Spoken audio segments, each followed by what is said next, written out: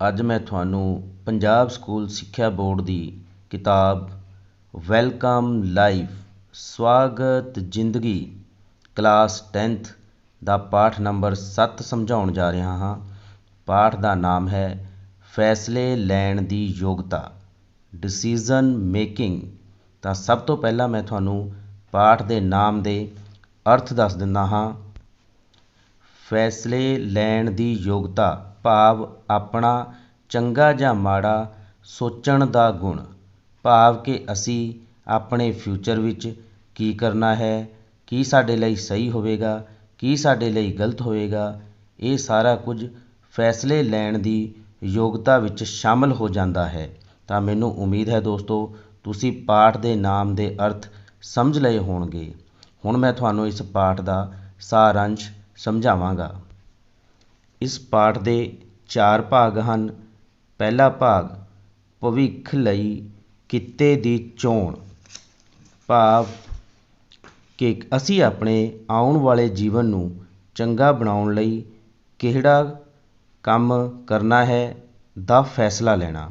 ਕਿਸੇ ਨੇ ਠੀਕ ਹੀ ਕਿਹਾ ਹੈ ਕਿ ਜੇਕਰ ਅਸੀਂ ਆਪਣੀ ਪਸੰਦ ਦੇ ਕਿੱਤੇ ਭਾਵ ਕੰਮ ਨੂੰ ਅਪਣਾ ਕੇ ਚੱਲੀਏ ਤਾਂ ਸਾਰੀ ਜ਼ਿੰਦਗੀ ਖੁਸ਼ੀ-ਖੁਸ਼ੀ ਤਰੱਕੀ ਮਿਲਦੀ ਹੈ। ਪਰ ਜੇਕਰ ਅਸੀਂ ਦੂਜਿਆਂ ਦੇ ਦਬਾਅ ਵਿੱਚ ਆ ਕੇ ਤੇ ਉਹਨਾਂ ਦੇ ਇੱਛਾ ਅਨੁਸਾਰ ਕੋਈ ਕਿੱਤਾ ਅਪਣਾ ਲੈਂਦੇ ਹਾਂ ਤਾਂ ਸਾਰੀ ਜ਼ਿੰਦਗੀ ਪਛਤਾਉਂਦੇ ਰਹਿੰਦੇ ਹਾਂ। ਭਾਵ ਕਿ ਅਸੀਂ ਆਪਣੀ ਜ਼ਿੰਦਗੀ ਵਿੱਚ ਕਿਹੜਾ ਕੰਮ ਕਰਨਾ ਹੈ ਇਹ ਫੈਸਲਾ ਸਾਨੂੰ ਖੁਦ ਨੂੰ ਲੈਣਾ ਚਾਹੀਦਾ ਹੈ, ਨਾ ਕਿ ਆਪਣੇ ਅਧਿਆਪਕ ਜਾਂ ਮਾਤਾ-ਪਿਤਾ ਦੇ ਦਬਾਅ ਪਾਉਣ 'ਤੇ ਕੋਈ ਕਿੱਤਾ ਅਪਣਾਉਣਾ ਚਾਹੀਦਾ ਹੈ। ਤਾਂ ਮੈਨੂੰ ਉਮੀਦ ਹੈ ਦੋਸਤੋ ਤੁਸੀਂ ਭਵਿੱਖ ਲਈ ਕਿੱਤੇ ਦੀ ਚੋਣ ਭਾਵ ਚੋਜ਼ਿੰਗ ਦਾ ਕੈਰੀਅਰ ਦਾ ਭਾਵ ਸਮਝ ਲਿਆ ਹੋਵੇਗਾ। ਦੂਜਾ ਭਾਗ ਫੈਸਲਾ ਲੈਣ ਦਾ ਹੁਨਰ, how to take right decision, ਭਾਵ ਕਿ ਆਪਣੀ ਤਰਕ ਸੰਗਤ ਸੋਚ ਦੀ ਵਰਤੋਂ ਕਰਕੇ ਆਪਣੇ ਚੰਗੇ ਜਾਂ ਮਾੜੇ ਦਾ ਵਿਚਾਰ ਕਰ ਸਕਣ ਦਾ ਗੁਣ। ਜਿਵੇਂ ਕਿ ਇਸ ਵਿੱਚ ਇੱਕ ਕਹਾਣੀ ਦੱਸੀ ਗਈ ਹੈ। ਕਹਾਣੀ ਅਨੁਸਾਰ ਇੱਕ ਰਾਜੇ ਦੇ 3 ਪੁੱਤਰ ਹੁੰਦੇ ਹਨ। ਰਾਜੇ ਨੇ ਆਪਣੇ ਉੱਤਰਾਧਿਕਾਰੀ ਦੀ ਚੋਣ ਲਈ ਇੱਕ ਪ੍ਰਸ਼ਨ ਪਾਇਆ ਅਤੇ ਉਹਨਾਂ ਤਿੰਨਾਂ ਨੂੰ 100-100 ਰੁਪਏ ਦਿੱਤੇ ਅਤੇ ਕਿਹਾ ਕਿ 100 ਰੁਪਏ ਨਾਲ ਸਾਰੇ ਮਹਿਲ ਨੂੰ ਭਰਨਾ ਹੈ। ਪਹਿਲੇ 2 ਪੁੱਤਰ ਸੋਚ ਹੀ ਨਾ ਸਕੇ, ਉਹ ਜਵਾਬ ਦੇ ਗਏ ਜਾਂ ਉਹਨਾਂ ਨੂੰ ਸਮਝ ਹੀ ਨਹੀਂ ਆਇਆ ਕਿ ਕੀ ਕਰਨਾ ਚਾਹੀਦਾ ਹੈ। ਪਰੰਤੂ ਤੀਜੇ ਪੁੱਤਰ ਨੇ 100 ਰੁਪਏ ਦੀਆਂ ਅਗਰਬੱਤੀਆਂ, ਫੁੱਲ ਅਤੇ ਹੋਰ ਖੁਸ਼ਬੂ ਦੀਆਂ ਚੀਜ਼ਾਂ ਖਰੀਦੀਆਂ ਅਤੇ ਸਾਰੇ ਮਹਿਲ ਨੂੰ ਖੁਸ਼ਬੂ ਨਾਲ ਭਰ ਦਿੱਤਾ। ਇਸ ਤਰ੍ਹਾਂ ਉਸਨੇ ਆਪਣੀ ਤਰਕ ਸੰਗਤ ਸੋਚ ਦੀ ਵਰਤੋਂ ਕੀਤੀ ਅਤੇ ਸਾਰੇ ਮਹਿਲ ਨੂੰ 100 ਰੁਪਏ ਨਾਲ, ਕੇਵਲ 100 ਰੁਪਏ ਨਾਲ ਭਰ ਕੇ ਰੱਖ ਦਿੱਤਾ। ਤਾਂ ਦੋਸਤੋ ਮੈਨੂੰ ਉਮੀਦ ਹੈ ਕਿ ਤੁਸੀਂ ਇੱਥੇ ਫੈਸਲਾ ਲੈਣ ਦਾ ਹੁਨਰ ਬਾਰੇ ਸਮਝ ਲਿਆ ਹੋਵੇਗਾ ਕਿ ਸਾਨੂੰ ਪੁਰਾਣੀਆਂ ਦੱਸੀਆਂ ਹੋਈਆਂ ਗੱਲਾਂ 'ਤੇ ਹੀ ਨਹੀਂ ਚੱਲਣਾ, ਸਗੋਂ ਮੌਕੇ ਅਨੁਸਾਰ ਫੈਸਲਾ ਲੈਣਾ ਹੈ ਅਤੇ ਇਹ ਸੋਚਣਾ ਹੈ ਕਿ ਇਸ ਸਮੇਂ ਅਸੀਂ ਕੀ ਕਰ ਸਕਦੇ ਹਾਂ ਤਾਂ ਸਾਡਾ ਡਿਸੀਜ਼ਨ ਹਮੇਸ਼ਾ ਸਹੀ ਜਾਵੇਗਾ। ਭਾਗ 3 ਆਤਮ ਵਿਸ਼ਵਾਸ ਦਾ ਮੰਤਰ, ਸੈਲਫ ਕੌਨਫੀਡੈਂਸ, ਭਾਵ ਕਿ ਸਾਨੂੰ ਆਪਣੇ ਆਪ 'ਤੇ ਵਿਸ਼ਵਾਸ ਰੱਖਣਾ ਚਾਹੀਦਾ ਹੈ ਅਤੇ ਪੂਰੇ ਭਰੋਸੇ ਨਾਲ ਅੱਗੇ ਵਧਣਾ ਚਾਹੀਦਾ ਹੈ। ਇਹ ਦੁਨੀਆ ਆਤਮ ਵਿਸ਼ਵਾਸੀ ਵਿਅਕਤੀ ਦੀ ਹੀ ਕਦਰ ਕਰਦੀ ਹੈ, ਭਾਵ ਕਿ ਜਿਸ ਵਿਅਕਤੀ ਨੂੰ ਆਪਣੇ ਆਪ 'ਤੇ ਭਰੋਸਾ ਹੁੰਦਾ ਹੈ ਉਸ ਉੱਤੇ ਸਾਰੇ ਹੀ ਭਰੋਸਾ ਵਿਖਾਉਂਦੇ ਹਨ, ਪਰੰਤੂ ਜੋ ਆਪਣੇ ਆਪ 'ਤੇ ਵਿਸ਼ਵਾਸ ਨਹੀਂ ਰੱਖਦਾ ਉਸ 'ਤੇ ਕੋਈ ਵੀ ਵਿਸ਼ਵਾਸ ਨਹੀਂ ਦਿਖਾਉਂਦਾ। ਭਾਗ 4 ਆਮ ਸੂਝ-ਬੂਝ ਦੀ ਵਰਤੋਂ, ਭਾਵ ਯੂਜ਼ ਆਫ ਕਾਮਨ ਸੈਂਸ, ਭਾਵ ਕਿ ਕਿਸੇ ਦੁਆਰਾ ਦਿੱਤੇ ਪ੍ਰਸ਼ਨ ਨੂੰ ਚੰਗੀ ਤਰ੍ਹਾਂ ਸੁਣੋ ਅਤੇ ਫਿਰ ਆਪਣੀ ਸੂਝ ਸ਼ਕਤੀ ਦਾ ਪ੍ਰਯੋਗ ਕਰਕੇ ਜਵਾਬ ਦਿਓ। ਜਿਵੇਂ ਕਿ ਇਸ ਭਾਗ ਵਿੱਚ ਇੱਕ ਕਿਰਿਆ ਦਿੱਤੀ ਗਈ ਹੈ। ਅਧਿਆਪਕ ਬੱਚਿਆਂ ਨੂੰ ਆਖਦਾ ਹੈ ਕਿ ਮੈਂ ਹੁਣ ਤੁਹਾਡੇ ਤੋਂ ਆਖਰੀ ਪ੍ਰਸ਼ਨ ਪੁੱਛਾਂਗਾ ਕਿ ਤੁਸੀਂ ਦੱਸਣਾ ਹੈ ਕਿ ਸਾਹਮਣੇ ਦੇ ਬਲੈਕ ਬੋਰਡ ਵਿੱਚ ਕੇਂਦਰ ਬਿੰਦੂ ਕੀ ਹੈ। ਤਾਂ ਇਸ ਦੇ ਦੋ ਜਵਾਬ ਬਣਦੇ ਨੇ। ਜਾਂ ਤਾਂ ਕੋਈ ਵਿਦਿਆਰਥੀ ਉੱਠੇਗਾ ਅਤੇ ਆਪਣੀ ਅੰਗੀਠਾ ਨਾਲ ਮਿਣ ਕੇ ਉਸ ਨੂੰ ਸੈਂਟਰ ਦੱਸੇਗਾ, ਜਾਂ ਦੂਜਾ ਕੋਈ ਵੀ ਵਿਦਿਆਰਥੀ ਜਵਾਬ ਨਹੀਂ ਦੇਵੇਗਾ। ਤਾਂ ਵਿਦਿਆਰਥੀਓ, ਇੱਥੇ ਇਹ ਗੱਲ ਤੋਂ ਡਰਨਾ ਨਹੀਂ ਕਿ ਅਧਿਆਪਕ ਤੁਹਾਨੂੰ ਕਹੇਗਾ ਕਿ ਤੁਸੀਂ ਕਿਹੜਾ ਸਕੇਲ ਨਾਲ ਮਾਪਿਆ ਹੈ ਜਾਂ ਤੁਸੀਂ ਕਿਹੜਾ ਕਿਸੇ ਚੀਜ਼ ਨਾਲ ਮਾਪ ਕੇ ਦੱਸਿਆ ਹੈ। ਤੁਸੀਂ ਤਾਂ ਅੰਦਾਜ਼ਾ ਲਗਾ ਰਹੇ ਹੋ, ਕਿਉਂਕਿ ਵਿਦਿਆਰਥੀਓ ਇੱਥੇ ਅਧਿਆਪਕ ਨੇ ਪਹਿਲਾਂ ਹੀ ਕਹਿ ਦਿੱਤਾ ਸੀ ਕਿ ਮੇਰਾ ਆਖਰੀ ਪ੍ਰਸ਼ਨ ਹੋਵੇਗਾ, ਭਾਵ ਕਿ ਇਸ ਤੋਂ ਬਾਅਦ ਅਧਿਆਪਕ ਤੁਹਾਡੇ ਤੋਂ ਕੋਈ ਵੀ ਕਿੰਤੂ ਜਾਂ ਪਰੰਤੂ ਨਹੀਂ ਕਰੇਗਾ। ਇਸ ਲਈ ਵਿਦਿਆਰਥੀਓ, ਆਪਣੀ ਸੂਝ ਦੀ ਵਰਤੋਂ ਕਰਨੀ ਸਿੱਖੋ। ਤਾਂ ਮੈਨੂੰ ਉਮੀਦ ਹੈ ਦੋਸਤੋ, ਤੁਸੀਂ ਸਾਰੇ ਪਾਠ ਦਾ ਅਰਥ ਭਾਵ ਸਮਝ ਲਿਆ ਹੋਵੇਗਾ। ਹੁਣ ਮੈਂ ਤੁਹਾਨੂੰ ਇਸ ਪਾਠ ਦੀ ਕਿਰਿਆਵਾਂ ਸਮਝਾਵਾਂਗਾ। ਪਹਿਲੇ ਭਾਗ ਦੇ ਵਿੱਚ ਇੱਕ ਅਵੀ ਨਾਂ ਦੇ ਬੱਚੇ ਬਾਰੇ ਦੱਸਿਆ ਗਿਆ ਹੈ, ਜੋ ਇੱਕ ਕਿਸਾਨੀ ਪਰਿਵਾਰ ਨਾਲ ਸੰਬੰਧਿਤ ਹੈ। ਉਹ ਸਮੇਂ-ਸਮੇਂ 'ਤੇ ਅਲੱਗ-ਅਲੱਗ ਕਿੱਤਾ ਕਰਨ ਵਾਲੇ ਲੋਕਾਂ ਨੂੰ ਵੇਖਦਾ ਹੈ ਅਤੇ ਹਰੇਕ ਦੇ ਕਿੱਤੇ ਵਿੱਚ ਉਸ ਨੂੰ ਪ੍ਰੋਫਿਟ ਨਜ਼ਰ ਆਉਂਦਾ ਹੈ।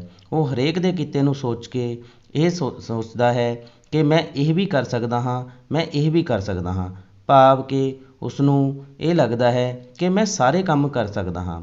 ਤਾਂ ਅੱਗੇ ਇਸ ਦੇ ਬਾਰੇ ਇੱਕ ਐਕਟੀਵਿਟੀ ਪੁੱਛੀ ਗਈ ਹੈ। ਪਿਆਰੇ ਵਿਦਿਆਰਥੀਓ, ਹੁਣ ਆਪਾਂ ਅੱਗੇ ਲੱਭਣਾ ਹੈ ਕਿ ਉਹ ਅਵੀ ਕਿਸ ਕੰਮ ਵਿੱਚ ਜ਼ਿਆਦਾ ਸਫਲ ਹੋ ਸਕਦਾ ਹੈ। ਤੁਹਾਨੂੰ ਅਵੀ ਲਈ ਜੋ ਕੰਮ ਵੱਧ ਠੀਕ ਲੱਗਦਾ ਹੈ, ਉਸ ਅਨੁਸਾਰ ਅਵੀ ਨੂੰ ਉਸ ਕੰਮ ਦੇ ਬਾਕੀਆਂ ਨਾਲੋਂ ਵੱਧ ਅੰਕ ਦਿਓ। ਹਰੇਕ ਕੰਮ ਲਈ ਅਸੀਂ ਅਵੀ ਨੂੰ 5 ਵਿੱਚੋਂ ਅੰਕ ਦੇਵਾਂਗੇ, ਭਾਵ ਇੱਥੋਂ ਤੁਸੀਂ ਆਪਣੇ ਅਨੁਸਾਰ ਨੰਬਰ ਦੇਣੇ ਹਨ। ਤਾਂ ਤੁਸੀਂ ਕੁਝ ਵੀ ਭਰ ਸਕਦੇ ਹੋ, ਜਿਵੇਂ ਕਿ ਮੈਨੂੰ ਠੀਕ ਲੱਗਦਾ ਹੈ ਕਿ ਵਪਾਰ ਵਿੱਚ ਉਹ 4 ਅੰਕ ਲੈ ਸਕਦਾ ਹੈ, ਡਾਕਟਰੀ ਵਿੱਚ 3 ਅੰਕ ਲੈ ਸਕਦਾ ਹੈ, ਪਰੰਤੂ ਮੇਰੇ ਮੁਤਾਬਕ ਇੱਥੇ ਖੇਤੀਬਾੜੀ ਵਿੱਚ ਉਸ ਨੂੰ 5 ਨੰਬਰ ਮਿਲਣੇ ਚਾਹੀਦੇ ਹਨ, ਕਿਉਂਕਿ ਖੇਤੀਬਾੜੀ ਦਾ ਤਜਰਬਾ ਉਸ ਨੂੰ ਛੋਟੇ ਹੁੰਦੇ ਤੋਂ ਹੀ ਮਿਲ ਰਿਹਾ ਹੈ, ਜੋ ਉਹ ਆਪਣੀ ਫੈਮਿਲੀ ਦੇ ਨਾਲ ਮਿਲ ਕੇ ਕੰਮ ਕਰ ਰਿਹਾ ਹੈ। ਇਸ ਤਰ੍ਹਾਂ ਉਸ ਨੂੰ ਅਲੱਗ-ਅਲੱਗ ਕੰਮ ਦੇ ਅਲੱਗ-ਅਲੱਗ ਅੰਕ ਦਿੱਤੇ ਗਏ ਹਨ। ਇੱਥੇ ਤੁਸੀਂ ਆਪਣੀ ਸਮਝ ਨਾਲ ਹੋਰ ਅੰਕ ਵੀ ਭਰ ਸਕਦੇ ਹੋ, ਜ਼ਰੂਰੀ ਨਹੀਂ ਤੁਸੀਂ ਮੇਰੇ ਦੱਸੇ ਅਨੁਸਾਰ ਹੀ ਅੰਕ ਭਰੋਗੇ। ਪਰ ਇੱਥੇ ਧਿਆਨ ਦੇਣ ਵਾਲੀ ਗੱਲ ਇਹ ਹੈ ਕਿ ਅਵੀ ਨੂੰ ਕਿਸੇ ਵੀ ਕੰਮ 'ਤੇ ਭਰੋਸਾ ਨਹੀਂ, ਭਾਵ ਕਿ ਉਸ ਨੂੰ ਆਪਣੇ ਆਪ 'ਤੇ ਆਤਮ ਵਿਸ਼ਵਾਸ ਨਹੀਂ, ਨਾ ਹੀ ਉਸ ਦਾ ਕੋਈ ਏਮ ਹੈ, ਨਾ ਹੀ ਕੋਈ ਨਿਸ਼ਾਨਾ ਹੈ। ਉਹ ਤਾਂ ਦੂਜੇ ਨੂੰ ਦੇਖ ਕੇ ਹਰੇਕ ਕੰਮ ਵੱਲ ਸੋਚਣ ਲੱਗ ਪੈਂਦਾ ਹੈ। ਤਾਂ ਅੱਗੇ ਅਭਿਆਸ ਹੈ, ਠੀਕ ਜਾਂ ਗਲਤ ਚੁਣੋ। ਨੰਬਰ 1, ਮੈਨੂੰ ਉਹ ਕੋਰਸ ਹੀ ਚੁਣਨਾ ਚਾਹੀਦਾ ਹੈ ਜੋ ਮੇਰੇ ਮਾਤਾ-ਪਿਤਾ ਕਹਿੰਦੇ ਹਨ, ਭਾਵੇਂ ਮੇਰੀ ਉਸ ਕੰਮ ਵਿੱਚ ਰੁਚੀ ਨਾ ਵੀ ਹੋਵੇ। ਬਿਲਕੁਲ ਗਲਤ। ਕਿੱਤਾ ਹਮੇਸ਼ਾ ਆਪਣੀ ਸਮਝ ਅਨੁਸਾਰ ਅਤੇ ਆਪਣੀ ਰੁਚੀ ਅਨੁਸਾਰ ਚੁਣਨਾ ਚਾਹੀਦਾ ਹੈ, ਨਾ ਕਿ ਕਿਸੇ ਦੁਆਰਾ ਥੋਪਿਆ ਹੋਇਆ ਚੁਣਨਾ ਚਾਹੀਦਾ ਹੈ। ਨੰਬਰ 2, ਜੇ ਮੈਥੋਂ ਘਰ ਦੇ ਜਾਂ ਹੋਰ ਹਾਲਾਤਾਂ ਕਾਰਨ ਪੂਰੀ ਕੋਸ਼ਿਸ਼ ਕਰਕੇ ਵੀ ਡਾਕਟਰ ਨਾ ਬਣ ਹੋਇਆ ਤਾਂ ਡਾਕਟਰੀ ਕਿੱਤੇ ਵਰਗੇ ਹੋਰ ਕੋਰਸ, ਫਾਰਮਾਸਿਸਟ, ਨਰਸਿੰਗ ਵੀ ਤਾਂ ਕੀਤੇ ਜਾ ਸਕਦੇ ਹਨ।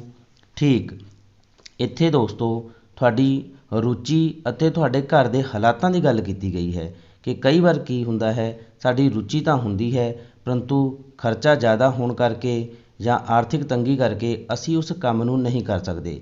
ਤਾਂ ਅਸੀਂ ਉਸ ਨਾਲ ਜੁੜੇ ਹੋਏ ਕੰਮ ਨੂੰ, ਜਿਹੜਾ ਉਸ ਦੇ ਨਾਲ ਮਿਲਦਾ ਜੁਲਦਾ ਹੋਵੇ ਅਤੇ ਉਸ 'ਤੇ ਘੱਟ ਖਰਚਾ ਆਉਂਦਾ ਹੋਏ, ਤਾਂ ਅਸੀਂ ਉਸ ਨੂੰ ਵੀ ਕਰ ਸਕਦੇ ਹਾਂ। ਨੰਬਰ 3, ਜੋ ਕਿਸਮਤ ਵਿੱਚ ਹੋਇਆ ਮਿਲ ਹੀ ਜਾਣਾ ਹੈ, ਬਹੁਤੀ ਚਿੰਤਾ ਦੀ ਲੋੜ ਨਹੀਂ ਕੰਮ ਪ੍ਰਤੀ ਸੋਚਣ ਬਾਰੇ। ਬਿਲਕੁਲ ਗਲਤ। ਕਦੇ ਵੀ ਸਾਨੂੰ ਕਿਸਮਤ ਦੇ ਆਸਰੇ ਨਹੀਂ ਬੈਠਣਾ ਚਾਹੀਦਾ, ਸਗੋਂ ਆਪਣੇ ਆਪ 'ਤੇ ਭਰੋਸਾ ਰੱਖ ਕੇ ਕੁਝ ਨਾ ਕੁਝ ਕਰਨਾ ਚਾਹੀਦਾ ਹੈ। ਕਰਨ ਵਾਲਿਆਂ ਨੂੰ ਹੀ ਮੰਜ਼ਿਲ ਮਿਲਦੀ ਹੈ, ਬੈਠਣ ਵਾਲਿਆਂ ਨੂੰ ਕਦੇ ਮੰਜ਼ਿਲ ਨਹੀਂ ਮਿਲਦੀ। ਸਿਆਣਿਆਂ ਨੇ ਠੀਕ ਹੀ ਕਿਹਾ ਹੈ, ਰੱਬ ਵੀ ਉਹਨਾਂ ਦੀ ਮਦਦ ਕਰਦਾ ਹੈ ਜਿਹੜੇ ਆਪਣੀ ਮਦਦ ਆਪ ਕਰਦੇ ਹਨ। ਨੰਬਰ 4, ਮੈਂ 10ਵੀਂ ਪਿੱਛੋਂ ਉਹੀ ਕੋਰਸ ਚੁਣਨਾ ਹੈ ਜੋ ਮੇਰੀ ਜਮਾਤ ਵਾਲੇ ਸੰਗੀ ਚੁਣਨਗੇ, ਭਾਵ ਕਿ ਮੇਰੇ ਦੋਸਤ ਚੁਣਨਗੇ। ਬਿਲਕੁਲ ਗਲਤ। ਅਸੀਂ ਕਿਸੇ ਦੇ ਅਨੁਸਾਰ, ਭਾਵ ਕਿਸੇ ਦੇ ਪਿੱਛੇ ਨਹੀਂ ਤੁਰਨਾ, ਸਗੋਂ ਆਪਣੀ ਰੁਚੀ, ਆਪਣੀ ਸੋਚ ਅਤੇ ਆਪਣੀ ਆਰਥਿਕ ਸਥਿਤੀ ਨੂੰ ਧਿਆਨ ਵਿੱਚ ਰੱਖਦੇ ਹੋਏ ਕੰਮ ਦੀ ਚੋਣ ਕਰਨੀ ਹੈ। ਨੰਬਰ 5, ਮੈਂ ਜ਼ਿੰਦਗੀ ਵਿੱਚ ਜੋ ਬਣਨਾ ਹੈ, ਮੈਂ ਆਪਣਾ ਰਾਹ ਉਹ ਚੁਣਨਾ ਹੈ, ਇਹ ਗੱਲ ਮੇਰੇ 'ਤੇ ਢੁੱਕਦੀ ਹੈ। ਬਿਲਕੁਲ ਠੀਕ। ਅਸੀਂ ਜ਼ਿੰਦਗੀ ਵਿੱਚ ਕੀ ਬਣਨਾ ਹੈ, ਕਿਹੜਾ ਰਸਤਾ ਚੁਣਨਾ ਹੈ, ਇਹ ਸੋਚ ਸਾਡੀ ਖੁਦ ਦੀ ਹੋਣੀ ਚਾਹੀਦੀ ਹੈ। ਇਸ ਲਈ ਇਹ ਬਿਲਕੁਲ ਠੀਕ ਹੈ। ਭਾਗ 2, 10ਵੀਂ ਤੋਂ ਬਾਅਦ ਮੈਂ ਕੀ ਕਰਨਾ ਹੈ। ਇੱਥੇ ਤੁਸੀਂ ਆਪਣੀ ਰੁਚੀ ਅਨੁਸਾਰ ਕੋਈ ਵੀ ਕੰਮ, ਕਿੱਤਾ ਜਾਂ ਕੋਰਸ ਭਰ ਸਕਦੇ ਹੋ। ਭਾਵ ਅਜਿਹਾ ਕੰਮ ਜਿਸ ਨੂੰ ਕਰਕੇ ਤੁਹਾਨੂੰ ਖੁਸ਼ੀ ਮਿਲਦੀ ਹੋਵੇ ਅਤੇ ਜਿਸ ਵਿੱਚ ਤੁਹਾਡੀ ਰੁਚੀ ਹੋਵੇ। ਜਿਵੇਂ ਕਿ ਮੈਨੂੰ ਦੂਜਿਆਂ ਨੂੰ ਪੜ੍ਹਾਉਣਾ ਚੰਗਾ ਲੱਗਦਾ ਹੈ। ਨੰਬਰ 2, ਆਪਣੇ ਆਲੇ ਦੁਆਲੇ ਦੇ ਲੋਕਾਂ ਦੇ ਕੁਝ ਕਿੱਤਿਆਂ ਦੇ ਨਾਮ ਲਿਖੋ। ਭਾਵ ਕਿ ਤੁਹਾਡੇ ਆਲੇ ਦੁਆਲੇ ਕਿਹੜੇ ਕਿਹੜੇ ਕੰਮ ਜਾਂ ਕਿੱਤੇ ਕਰਨ ਵਾਲੇ ਲੋਕ ਰਹਿੰਦੇ ਹਨ। ਤਾਂ ਸਾਡੇ ਆਲੇ ਦੁਆਲੇ ਅਨੇਕਾਂ ਹੀ ਕਿੱਤਿਆਂ ਵਾਲੇ ਲੋਕ ਰਹਿੰਦੇ ਹਨ। ਜਿਵੇਂ ਕਿ ਕੁਝ ਲੋਕਾਂ ਦਾ ਕਿੱਤਾ ਖੇਤੀਬਾੜੀ ਹੁੰਦਾ ਹੈ, ਕੁਝ ਦਰਜੀ, ਮਕੈਨਿਕ, ਡਾਕਟਰੀ, ਨਾਈ, ਧੋਬੀ, ਤਰਖਾਣ ਆਦਿ। ਭਾਵ ਕਿ ਲੋਕਾਂ ਨੇ ਆਪਣੀ ਆਪਣੀ ਰੁਚੀ ਅਤੇ ਆਪਣੀ ਆਪਣੀ ਆਰਥਿਕ ਸਥਿਤੀ ਅਨੁਸਾਰ ਕਿੱਤੇ ਅਪਣਾਏ ਹੋਏ ਹਨ। ਇਸ ਤੋਂ ਇਲਾਵਾ ਵੀ ਹੋਰ ਬਹੁਤ ਸਾਰੇ ਕਿੱਤੇ ਸਾਡੇ ਸਮਾਜ ਵਿੱਚ ਮੌਜੂਦ ਹਨ। ਨੰਬਰ 3, ਮੈਨੂੰ ਕਿਹੜਾ ਕੰਮ ਕਰਕੇ ਵਧੇਰੇ ਖੁਸ਼ੀ ਮਿਲਦੀ ਹੈ। ਤਾਂ ਦੋਸਤੋ, ਇੱਥੇ ਵੀ ਤੁਸੀਂ ਆਪਣੀ ਸੋਚ ਅਨੁਸਾਰ ਭਰਨਾ ਹੈ, ਨਾ ਕਿ ਕਿਸੇ ਦੇ ਦੱਸੇ ਅਨੁਸਾਰ। ਜਿਵੇਂ ਕਿ ਮੇਰੇ ਅਨੁਸਾਰ ਮੈਂ ਦੱਸਦਾ ਹਾਂ ਕਿ ਮੈਨੂੰ ਬੱਚਿਆਂ ਨੂੰ ਪੜ੍ਹਾਉਣ ਨਾਲ ਖੁਸ਼ੀ ਮਿਲਦੀ ਹੈ। ਤਾਂ ਦੋਸਤੋ, ਕੋਈ ਵੀ ਕੰਮ ਛੋਟਾ ਜਾਂ ਵੱਡਾ ਨਹੀਂ ਹੁੰਦਾ। ਗੱਲ ਤਾਂ ਸਾਡੇ ਰੁਚੀ, ਸਾਡੀ ਖੁਸ਼ੀ ਅਤੇ ਸਾਡੀ ਆਰਥਿਕ ਸਥਿਤੀ ਦੀ ਹੁੰਦੀ ਹੈ। ਸਾਨੂੰ ਉਸ ਦੇ ਅਨੁਸਾਰ ਹੀ ਕਿੱਤਾ ਚੁਣਨਾ ਚਾਹੀਦਾ ਹੈ। ਤਾਂ ਅਗਲਾ ਭਾਗ, ਫੈਸਲਾ ਲੈਣ ਦਾ ਹੁਨਰ। ਇਸ ਵਿੱਚ ਇੱਕ ਗਤੀਵਿਧੀ ਦਿੱਤੀ ਹੈ ਜਿਸ ਵਿੱਚ ਦੱਸਿਆ ਹੈ, ਇਸ ਚਿੱਤਰ ਕਹਾਣੀ ਵੱਲ ਧਿਆਨ ਦੇਵੋ। ਇੱਕ ਕਾਟੋ ਗਿਲਹੈਰੀ, ਜਿਸ ਨੂੰ ਸਕੁਰਲ ਵੀ ਕਿਹਾ ਜਾਂਦਾ ਹੈ, ਸੜਕ ਤੋਂ ਲੰਘਣ ਲੱਗੀ। ਅੱਧ 'ਚੋਂ ਪਿੱਛੇ ਮੁੜ ਗਈ। ਫਿਰ ਉਸ ਨੂੰ ਲੱਗਿਆ ਕਿ ਸਾਹਮਣੇ ਤੋਂ ਆ ਰਹੀ ਕਾਰ ਕੋਲੋਂ ਬਚ ਕੇ ਪਹਿਲਾਂ ਨਿਕਲ ਜਾਵੇਗੀ। ਫਿਰ ਅੱਗੇ ਵਧੀ। ਪਿੱਛੇ ਮੁੜਨ 'ਤੇ ਖਿਆਲ ਨਾਲ ਜਦ ਪਿੱਛੇ ਗਈ ਤਾਂ ਪਿਛਲੇ ਪਾਸਿਓਂ ਬੱਸ ਆ ਰਹੀ ਸੀ। ਉਹ ਫਿਰ ਅੱਗੇ ਵਧ ਕੇ ਕਾਰ ਦੇ ਟਾਇਰ ਹੇਠ ਆ ਕੇ ਮਰ ਗਈ। ਦੁਬਿਧਾ ਕਾਰਨ ਉਹ ਸਮੇਂ ਸਿਰ ਸਹੀ ਫੈਸਲਾ ਨਾ ਲੈ ਸਕੀ। ਤਾਂ ਇਸ ਵਿੱਚੋਂ ਪ੍ਰਸ਼ਨ ਪੁੱਛਿਆ ਗਿਆ ਹੈ, ਸਹੀ ਉੱਤਰ ਦੀ ਚੋਣ ਕਰੋ। ਨੰਬਰ 1, ਕਾਟੋ ਦੀ ਮੌਤ ਦਾ ਕਾਰਨ। ਊੜਾ ਬੱਸ, ਐੜਾ ਕਾਰ, ਈੜੀ ਦੁਬਿਧਾ ਜਾਂ ਦੁਚਿੱਤੀ। ਤਾਂ ਦੋਸਤੋ, ਤੁਸੀਂ ਚੰਗੀ ਤਰ੍ਹਾਂ ਜਾਣਦੇ ਹੋ ਕਿ ਕਾਟੋ ਡਬਲ ਮਾਈਂਡਡ ਸੀ। ਉਹ ਕਦੇ ਅੱਗੇ ਜਾਂਦੀ ਸੀ, ਕਦੇ ਪਿੱਛੇ ਆਉਂਦੀ ਸੀ। ਤਾਂ ਇੱਥੇ ਉਸ ਦੀ ਮੌਤ ਦਾ ਕਾਰਨ ਦੁਬਿਧਾ ਜਾਂ ਦੁਚਿੱਤੀ ਹੈ। ਨੰਬਰ 2, ਕਾਟੋ ਬਚ ਸਕਦੀ ਸੀ ਜੇ ਉਹ ਡੈਸ਼ ਸਮੇਂ 'ਤੇ ਡੈਸ਼ ਫੈਸਲਾ ਲੈ ਲੈਂਦੀ। ਭਾਵ ਕਿ ਸਹੀ ਸਮੇਂ 'ਤੇ ਸਹੀ ਫੈਸਲਾ ਲੈ ਲੈਂਦੀ। Right decision, right time.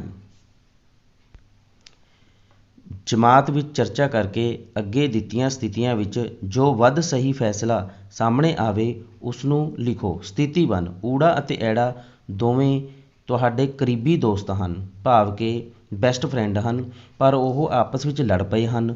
ਊੜੇ ਨੇ ਕਿਹਾ ਕਿ ਤੁਸੀਂ ਐੜੇ ਨੂੰ ਨਹੀਂ ਬੁਲਾਉਣਾ ਅਤੇ ਐੜੇ ਨੇ ਕਿਹਾ ਤੁਹਾਨੂੰ ਊੜੇ ਨੂੰ ਬੁਲਾਉਣ ਤੋਂ ਰੋਕ ਦਿੱਤਾ। ਤੁਸੀਂ ਕੀ ਕਰੋਗੇ। ਤਾਂ ਦੋਸਤੋ, ਇੱਥੇ ਤੁਸੀਂ ਆਪਣਾ ਦਿਮਾਗ ਯੂਜ਼ ਕਰਨਾ ਹੈ। ਭਾਵ ਕਿ ਤੁਸੀਂ ਉਹਨਾਂ ਦੇ ਕਹਿਣ 'ਤੇ ਨਹੀਂ, ਸਗੋਂ ਆਪਣੇ ਅਨੁਸਾਰ ਫੈਸਲਾ ਲੈਣਾ ਹੈ। ਤਾਂ ਅਸੀਂ ਦੋਵਾਂ ਦੀ ਗੱਲ ਵੱਲ ਜ਼ਿਆਦਾ ਧਿਆਨ ਨਹੀਂ ਦੇਵਾਂਗੇ, ਸਗੋਂ ਆਪਣੇ ਦਿਮਾਗ ਦੀ ਵਰਤੋਂ ਕਰਦੇ ਹੋਏ ਦੋਵਾਂ ਨਾਲ ਬੋਲਣਾ ਜਾਰੀ ਰੱਖਾਂਗੇ। ਭਾਵ ਕਿ ਅਸੀਂ ਦੋਵਾਂ ਨਾਲ ਹੀ ਮਿੱਤਰਤਾਪੂਰਨ ਸੰਬੰਧ ਰੱਖਣੇ ਹਨ, ਸਗੋਂ ਉਹਨਾਂ ਨੂੰ ਵੀ ਸਮਝਾਉਣ ਦੀ ਕੋਸ਼ਿਸ਼ ਕਰਨੀ ਹੈ। ਸਥਿਤੀ ਨੰਬਰ 2, ਭਲਕੇ ਤੁਹਾਡੀ ਕਲਾਸ ਵਿੱਚ ਗਣਿਤ ਵਿਸ਼ੇ ਦਾ ਟੈਸਟ ਹੋਣਾ ਹੈ। ਤੁਸੀਂ ਗਣਿਤ ਵਿਸ਼ੇ ਵਿੱਚ ਬਹੁਤ ਹੁਸ਼ਿਆਰ ਹੋ, ਪਰ ਤੁਹਾਡੇ ਸਾਥੀ ਟੈਸਟ ਨਾ ਦੇਣ ਦਾ ਫੈਸਲਾ ਕਰ ਚੁੱਕੇ ਹਨ। ਤੁਸੀਂ ਕੀ ਕਰੋਗੇ। ਭਾਵ ਕਿ ਤੁਹਾਡੇ ਦੋਸਤ ਟੈਸਟ ਨਹੀਂ ਦੇਣਾ ਚਾਹੁੰਦੇ। ਤਾਂ ਦੋਸਤੋ, ਇੱਥੇ ਵੀ ਤੁਸੀਂ ਆਪਣੀ ਸਮਝ ਸ਼ਕਤੀ ਦਾ ਪ੍ਰਯੋਗ ਕਰਨਾ ਹੈ, ਕਿਸੇ ਦੇ ਪਿੱਛੇ ਨਹੀਂ ਲੱਗਣਾ। ਅਸੀਂ ਆਪਣੇ ਦਿਮਾਗ ਦੀ ਵਰਤੋਂ ਕਰਕੇ ਆਪਣੇ ਟੈਸਟ ਦੇਵਾਂਗੇ ਅਤੇ ਆਪਣੇ ਸਾਥੀਆਂ ਨੂੰ ਵੀ ਟੈਸਟ ਦੇਣ ਲਈ ਪ੍ਰੇਰਿਤ ਕਰਾਂਗੇ।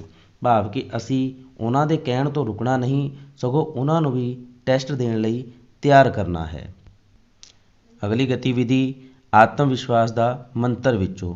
ਪਿਆਰੇ ਵਿਦਿਆਰਥੀਓ, ਅੱਜ ਅਸੀਂ ਸਾਰੇ ਵਾਰੀ-ਵਾਰੀ ਅੱਗੇ ਆ ਕੇ ਆਪਣਾ ਨਾਮ, ਪਿਤਾ, ਮਾਤਾ ਅਤੇ ਮੇਰਾ ਸ਼ੌਂਕ ਕੀ ਹੈ, ਬਸ ਇਹ 4 ਗੱਲਾਂ ਬੋਲ ਕੇ ਬੈਠ ਜਾਵਾਂਗੇ। ਸਾਰੇ ਵਿਦਿਆਰਥੀਆਂ ਦੇ ਬੋਲਣ ਤੋਂ ਬਾਅਦ ਵਰਕਸ਼ੀਟ 'ਤੇ ਆਪਾਂ ਇਹ ਕੰਮ ਕਰਾਂਗੇ।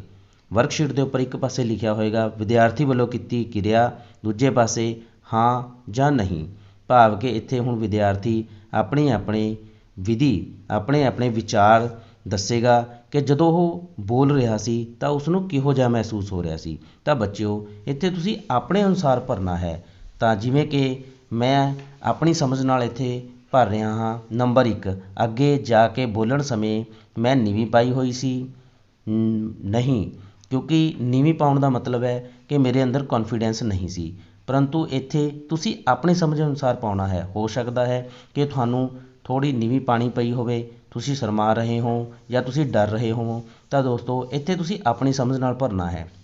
ਮੈਨੂੰ ਬੋਲਣ ਵੇਲੇ ਘਬਰਾਹਟ ਹੋ ਰਹੀ ਸੀ? ਨਹੀਂ। ਮੈਂ ਆਪਣੀ ਸੀਟ ਤੋਂ ਕਾਹਲੀ ਕਾਹਲੀ ਗਿਆ? ਨਹੀਂ, ਕਿਉਂਕਿ ਕਾਹਲੀ ਕਾਹਲੀ ਜਾਣ ਦਾ ਮਤਲਬ ਹੈ ਕਿ ਮੈਂ ਘਬਰਾਇਆ ਹੋਇਆ ਸੀ। ਤਾਂ ਘਬਰਾਉਣ ਦਾ ਤਾਂ ਕੋਈ ਮਤਲਬ ਹੀ ਨਹੀਂ ਬਣਦਾ। ਮੈਂ ਆਪਣੀ ਸੀਟ ਤੋਂ ਬਹੁਤ ਹੀ ਸਹਿਜਤਾ ਨਾਲ ਗਿਆ। ਹਾਂਜੀ, ਕਿਉਂਕਿ ਸਹਿਜਤਾ ਨਾਲ ਜਾਣ ਦਾ ਮਤਲਬ ਹੈ ਕਿ ਮੇਰੇ ਅੰਦਰ ਕੌਨਫੀਡੈਂਸ ਸੀ। ਇਸ ਤਰ੍ਹਾਂ ਬਾਕੀ ਸਾਰੇ ਕਾਲਮ ਵੀ ਤੁਸੀਂ ਆਪਣੇ ਅਨੁਸਾਰ ਭਰ ਲੈਣੇ ਹਨ। ਇੱਥੇ ਜ਼ਰੂਰੀ ਨਹੀਂ ਕਿ ਤੁਸੀਂ ਮੇਰੇ ਦੱਸੇ ਅਨੁਸਾਰ ਭਰੋ। ਇੱਥੇ ਤੁਸੀਂ ਆਪਣੀ ਤਰਕ ਸ਼ਕਤੀ, ਭਾਵ ਆਪਣੀ ਸੋਚ ਸ਼ਕਤੀ ਦਾ ਪ੍ਰਯੋਗ ਕਰਨਾ ਹੈ ਅਤੇ ਜੋ ਤੁਹਾਨੂੰ ਉਸ ਸਮੇਂ ਮਹਿਸੂਸ ਹੋ ਰਿਹਾ ਸੀ, ਜੇ ਤੁਸੀਂ ਪੂਰੇ ਕੌਨਫੀਡੈਂਸ ਦੇ ਵਿੱਚ ਸੀਗੇ, ਆਤਮ ਵਿਸ਼ਵਾਸ 'ਚ ਸੀ, ਤਾਂ ਤੁਸੀਂ ਉਸ ਅਨੁਸਾਰ ਭਰੋ। ਜੇਕਰ ਤੁਸੀਂ ਘਬਰਾਏ ਹੋਏ ਸੀ ਜਾਂ ਤੁਹਾਨੂੰ ਡਰ ਲੱਗ ਰਿਹਾ ਸੀ ਤਾਂ ਤੁਸੀਂ ਆਪਣੀ ਸਥਿਤੀ ਦਾ ਬਿਆਨ ਕਰਨਾ ਹੈ। ਬਾਕੀ ਮੈਂ ਤੁਹਾਨੂੰ ਇਹ ਆਪਣੇ ਸਮਝ ਅਨੁਸਾਰ ਕਾਲਮ ਪੂਰੇ ਕਰ ਦਿੱਤੇ ਹਨ। ਇਹ ਕਿਰਿਆ ਸਿਰਫ ਆਪਣੇ ਆਪ ਲਈ ਹੈ। ਇਸ ਦੇ ਅੰਕ ਮੈਂ ਆਪ ਹੀ ਦੇਖਣੇ ਹਨ। ਇਹਨਾਂ ਅੰਕਾਂ ਦੇ ਆਧਾਰ 'ਤੇ ਆਪਣਾ ਆਤਮ ਵਿਸ਼ਵਾਸ ਹੋਰ ਵਧਾਉਣ ਲਈ ਮੈਂ ਹੇਠ ਲਿਖੇ ਕੰਮ ਕਰ ਸਕਦਾ ਹਾਂ। ਭਾਵ ਕਿ ਮੈਂ ਇਸ ਤੋਂ ਸਿੱਖਿਆ ਲਵਾਂਗਾ ਅਤੇ ਆਪਣੇ ਕੌਨਫੀਡੈਂਸ ਨੂੰ ਵਧਾਉਣ ਲਈ ਹੇਠ ਲਿਖੀਆਂ ਗੱਲਾਂ ਦਾ ਧਿਆਨ ਰੱਖਾਂਗਾ। ਨੰਬਰ 1, ਘਰ ਜਾ ਕੇ ਫ਼ੋਨ 'ਤੇ ਆਪਣੀ ਆਵਾਜ਼ ਰਿਕਾਰਡ ਕਰਾਂਗਾ, ਸੁਣਾਂਗਾ, ਦੂਜੀ ਵਾਰ ਫੇਰ ਰਿਕਾਰਡ ਕਰਕੇ ਸੁਣਾਂਗਾ। ਵਾਰ-ਵਾਰ ਬੋਲ ਕੇ ਮੈਨੂੰ ਵੀ ਬਾਕੀ ਲੋਕਾਂ ਸਾਹਮਣੇ ਬੋਲਣ ਦਾ ਤਜਰਬਾ ਹੋ ਜਾਵੇਗਾ। ਬਿਲਕੁਲ ਸਹੀ ਗੱਲ ਹੈ। ਜਦੋਂ ਅਸੀਂ ਬਾਰ-ਬਾਰ ਪ੍ਰੈਕਟਿਸ ਕਰਦੇ ਹਾਂ ਤਾਂ ਅਸੀਂ ਉਸ ਚੀਜ਼ ਵਿੱਚ ਪਰਫੈਕਟ ਹੋ ਜਾਂਦੇ ਹਾਂ। ਨੰਬਰ 2, ਮੇਰੇ ਵਿੱਚ ਕਿੰਨਾ ਵਧੀਆ। ਇੱਥੇ ਤੁਸੀਂ ਆਪਣੇ ਮੁਤਾਬਕ ਕੋਈ ਵੀ ਗੁਣ ਭਰ ਲਓ। ਮੈਂ ਇੱਥੇ ਬੋਲਣਾ ਲਿਖਿਆ ਹੈ। ਮੇਰੇ ਵਿੱਚ ਕਿੰਨਾ ਵਧੀਆ ਬੋਲਣ ਦਾ ਗੁਣ ਹੈ। ਜੇ ਮੈਂ ਉਸ ਵਿੱਚ ਨਿਖਾਰ ਲੈ ਆਵਾਂ, ਜਿਵੇਂ ਕੁਲਦੀਪ ਵਧੀਆ ਖਿਡਾਰੀ ਹੈ, ਉਸ ਨੂੰ ਸਾਰੇ ਬਹੁਤ ਮਾਣ ਦਿੰਦੇ ਹਨ, ਮੈਂ ਵੀ ਆਪਣੇ ਗੁਣ ਨੂੰ ਨਿਖਾਰ ਕੇ ਸਭ ਦਾ ਹਰਮਨ ਪਿਆਰਾ ਬਣਾਂਗਾ। ਨੰਬਰ 3, ਪੜ੍ਹਾਈ ਵਿੱਚ ਚੰਗੇ ਨੰਬਰ ਆਉਣ 'ਤੇ ਅਧਿਆਪਕ ਬਹੁਤ ਪਿਆਰ ਦਿੰਦੇ ਹਨ, ਮੈਂ ਵੀ ਇੰਝ ਕਰਾਂਗਾ, ਮੈਨੂੰ ਬਾਕੀ ਲੋਕ ਵੀ ਮਹੱਤਵ ਦੇਣਗੇ। ਨੰਬਰ 4, ਨੰਬਰ 5, ਇਹ ਤੁਸੀਂ ਪੜ੍ਹ ਲੈਣੇ ਹਨ। ਇਹ ਤੁਹਾਡਾ ਆਤਮ ਵਿਸ਼ਵਾਸ ਜਗਾਉਣ ਲਈ ਦੱਸੇ ਗਏ ਕੁਝ ਸੁਝਾਅ ਹਨ। ਇਸ ਤਰ੍ਹਾਂ ਦੋਸਤੋ, ਇਸ ਪਾਠ ਦਾ ਮੁੱਖ ਉਦੇਸ਼ ਵਿਦਿਆਰਥੀਆਂ ਅੰਦਰ ਸੂਝ ਸ਼ਕਤੀ ਪੈਦਾ ਕਰਨੀ ਅਤੇ ਉਹਨਾਂ ਦੇ ਅੰਦਰ ਕੌਨਫੀਡੈਂਸ ਪੈਦਾ ਕਰਨਾ ਹੈ। ਤਾਂ ਇਸ ਪਾਠ ਦਾ ਉਦੇਸ਼ ਤੁਸੀਂ ਧਿਆਨ ਨਾਲ ਪੜ੍ਹ ਲੈਣਾ ਹੈ।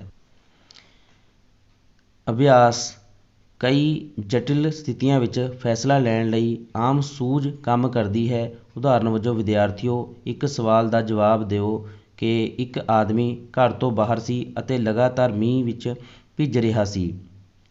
ਮੀਂਹ ਪੈਣ ਨਾਲ ਉਸ ਦਾ ਸਾਰਾ ਸਰੀਰ ਗਿੱਲਾ ਹੋ ਗਿਆ ਸੀ। ਉਸ ਦਾ ਸਿਰ ਬਿਲਕੁਲ ਨੰਗਾ ਸੀ ਅਤੇ ਸਿਰ ਉੱਤੇ ਕੋਈ ਵੀ ਪੱਗ, ਸਾਫਾ, ਟੋਪੀ ਜਾਂ ਅਜਿਹਾ ਕੁਝ ਵੀ ਨਹੀਂ ਸੀ ਜਿਸ ਨਾਲ ਉਹ ਆਪਣਾ ਸਿਰ ਗਿੱਲਾ ਹੋਣ ਤੋਂ ਬਚਾ ਸਕੇ। ਪਰੰਤੂ ਉਸ ਦਾ ਇੱਕ ਵੀ ਵਾਲ, ਸਿਰ ਦਾ ਵਾਲ ਗਿੱਲਾ ਨਹੀਂ ਹੋਇਆ। ਇਹ ਕਿਵੇਂ ਸੰਭਵ ਹੋ ਸਕਦਾ ਹੈ? ਤਾਂ ਬੱਚਿਓ, ਇੱਥੇ ਤੁਸੀਂ ਆਪਣੀ ਤਰਕ ਸ਼ਕਤੀ, ਸੋਚ ਲਗਾਓ ਕਿ ਉਹ ਸਿਰ ਤੋਂ ਬਿਲਕੁਲ ਨੰਗਾ ਸੀ, ਭਾਵ ਉਸ ਦੇ ਸਿਰ 'ਤੇ ਵਾਲ ਹੀ ਨਹੀਂ ਸਨ, ਉਹ ਗੰਜਾ ਸੀ। ਹੀ ਵਾਜ਼ ਬਾਲਡ ਮੈਨ। ਫਿਰ ਦੱਸੋ ਕਿ ਇੱਕ ਗੰਜੇ ਵਿਅਕਤੀ ਦੇ ਸਿਰ ਦੇ ਵਾਲ ਗਿੱਲੇ ਕਿਵੇਂ ਹੋ ਸਕਦੇ ਹਨ? ਤਾਂ ਵਿਦਿਆਰਥੀਓ, ਮੈਨੂੰ ਉਮੀਦ ਹੈ ਤੁਸੀਂ ਸਮਝ ਲਿਆ ਹੋਵੇਗਾ। ਤਾਂ ਦੋਸਤੋ, ਹੋਰ ਪਾਠਾਂ ਦੀਆਂ ਵੀਡੀਓਜ਼ ਪ੍ਰਾਪਤ ਕਰਨ ਲਈ ਪਾਲ ਸਟੱਡੀ ਪੁਆਇੰਟ ਮੇਰੇ ਚੈਨਲ ਨੂੰ ਲਾਈਕ, ਸ਼ੇਅਰ ਤੇ ਸਬਸਕ੍ਰਾਈਬ ਕਰਨਾ ਨਾ ਭੁੱਲਿਓ। ਧੰਨਵਾਦ ਦੋਸਤੋ।